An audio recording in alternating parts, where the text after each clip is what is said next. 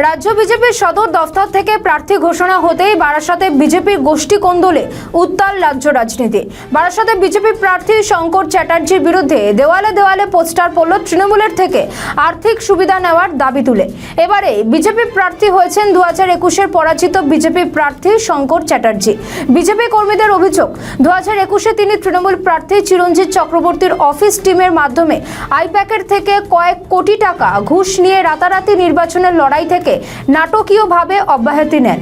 নির্বাচন চলাকালীনই তৃণমূল কংগ্রেসের থেকে শঙ্কর চ্যাটার্জির বিরুদ্ধে ওঠা আর্থিক ঘুষ নেওয়ার অভিযোগে মনোবল ভেঙে দেয় বারাসাতে বিজেপি কর্মী সমর্থকদের।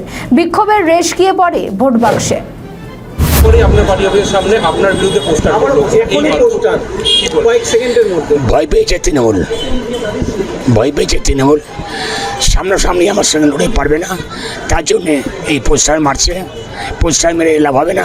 বারাসাতের শিক্ষিত জনগণ পোস্টার রাজনীতি করবে না, যে কাজ করবে যেন ভরসা আছে তাকেই ভোট করবে। পোস্টার মেরে বারাসাতে কিছু হবে না। আমি দেখিনি দাদা, পোস্টার মার রাজনীতি আমরা করি না, টিএমসি করে। গোষ্ঠীগোন্দলের মধ্যে ব্যাপকভাবে আছে, ওরাই কালচার বিশ্বাস করে, আমার দল এই কালচার বিশ্বাস করে না।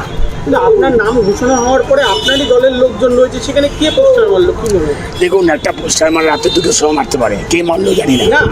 জাস্ট মারলো পোস্টার, আমার জানা নেই। পার্টি অফিস থেকে নামলেন আর পোস্টার মারলো, তাহলে তো সেই বিজেপি আমার জানা নেই।